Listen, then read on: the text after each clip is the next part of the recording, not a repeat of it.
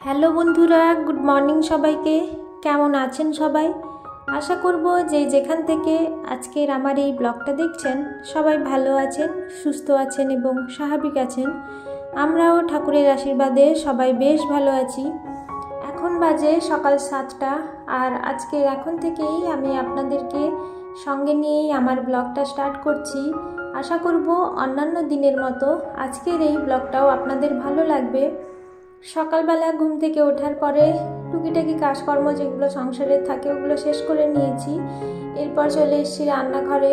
রান্নাঘরটা একটু মুছে পরিষ্কার করে নেব। দুপুরে রান্নার জন্য রান্নাঘরটাকে একেবারে রেডি করে রেখে যাব। যদি দুপুরে দেরি হয়ে যায় তাহলে এসে আমার রান্না করতে তেমন কোনো টাইম লাগবে না, যেহেতু সমস্ত জিনিসপত্র যদি হাতের কাছে গোছানো থাকে যে কোনো জিনিস যে কোনো কাজ করতে কোনো অসুবিধেই হয় না, সময়টাও খুব কম লাগে।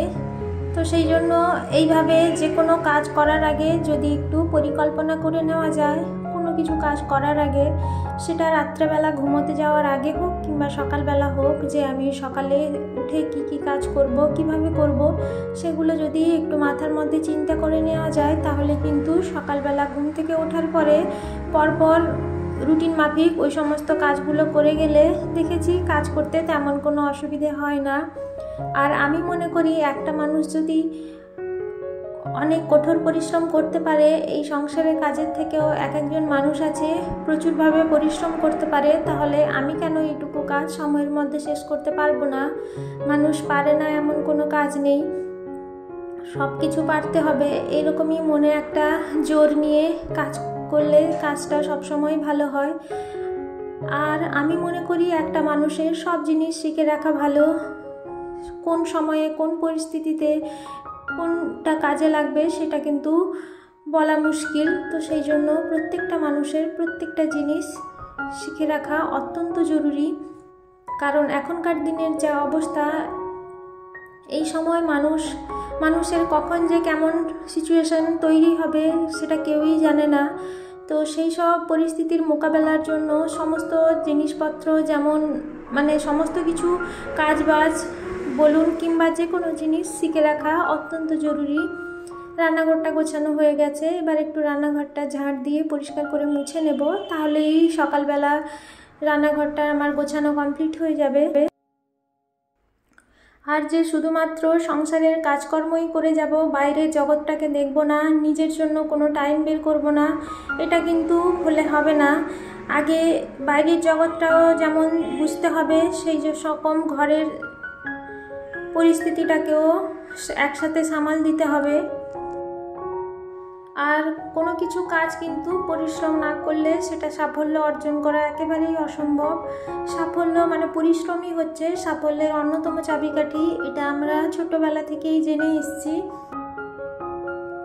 রান্নাঘরের কাজকর্ম গুছিয়ে ছাদে চলে এসেছি। এখানে যে গাঁদা ফুলের গাছগুলো লাগিয়েছিলাম, শীত তো প্রায় চলে গেছে, গাছগুলো শুকিয়ে গেছে, তো সেই গাছগুলো টব থেকে খালি করে দিচ্ছি।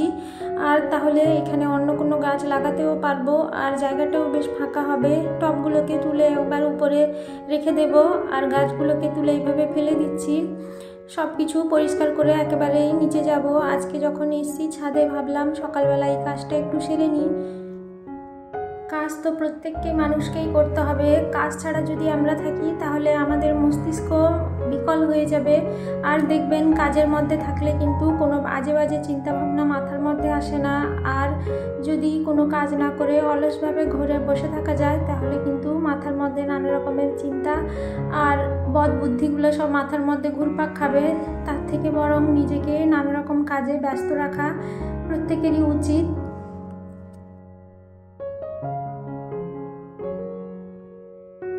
ঝাড় দেওয়া হয়ে গেছে, এবার দেখুন কতটা পরিমাণে ঠিক ময়লা বেরিয়েছে। ওই টবগুলো নিচে ছিল, তো সেগুলোকে তুলে এবার বাইরে ফেলে দিয়ে ভালো করে পরিষ্কার করে দিয়ে তারপরে নিচে যাব। এই কাজটা করতে আমার অনেকটাই টাইম প্রায় সকালে চলে গেল। এরপরে কাজগুলোকে তাড়াতাড়ি করে শেষ করতে হবে।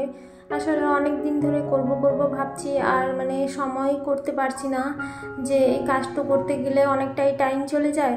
তো সেই জন্য আজকে দেখলাম একটু তাড়াতাড়ি, যেহেতু কাজকর্মগুলো সকালে শেষ হয়ে গেছে, তো ভাবলাম এই কাজটা করে ফেলি।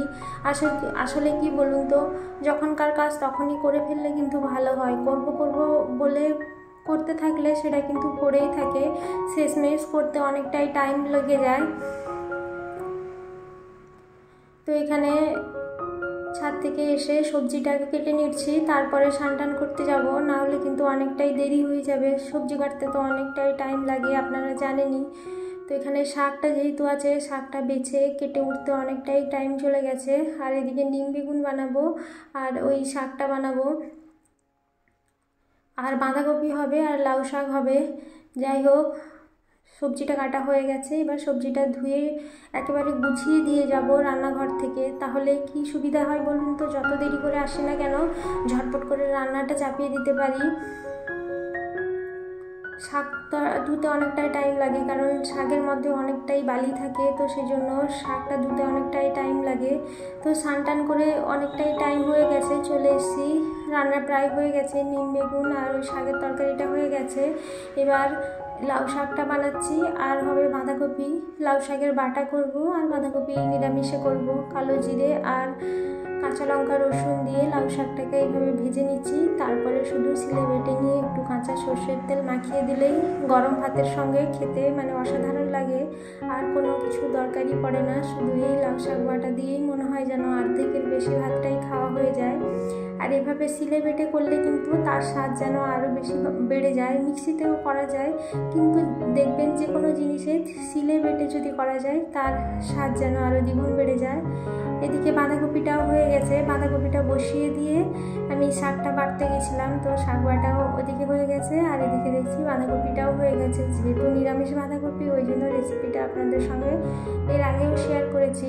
আদা বাটা, জিরে বাটা আর টমেটো দিয়ে করেছি, শেষে একটু গরম মশলা আর ঘিটা ছড়িয়ে দিলেই হয়ে যাবে বাঁধাকপির তরকারিটা। একটু বেশি করে করেছি, রাত্রের জন্য থেকে যাবে। রান্নাবান্না শেষ করে এখন বিকেল হয়ে গেছে, তো জামা কাপড় চেঞ্জ করে নিয়েছি, এখন সন্ধ্যে দিতে যেতে হবে। আর এই যে বিকেলবেলা একটু নিজেকে ফ্রেশ করে নিচ্ছি, যেহেতু সকালে কিছু করতেই পারিনি, তো বিকেলে হাত মুখটা ধুয়ে, একটু গরম পড়ে গেছে তো সেই জন্য হাত মুখটা ধুয়ে এবার নিজেকে একটু ফ্রেশ করে নেব। তাহলে বন্ধুরা, আমার ভিডিওটা আপনাদের কেমন লাগলো অবশ্যই আমাকে জানাবেন। যদি ভালো লেগে গিয়ে থাকে তাহলে আমার চ্যানেলটিকে সাবস্ক্রাইব করে আমার পাশে থাকবেন। আপনাদের সঙ্গে দেখা হবে আবারও একটা নতুন ব্লগ নিয়ে। ততক্ষণে সবাই ভালো থাকবেন, সুস্থ থাকবেন, সাবধানে থাকবেন। দেখা হবে আপনাদের সঙ্গে আবারও একটা নতুন ব্লগ নিয়ে। সবাইকে ধন্যবাদ এতক্ষণ অবধি আমার সাথে থাকার জন্য এবং আমার পাশে থাকার জন্য।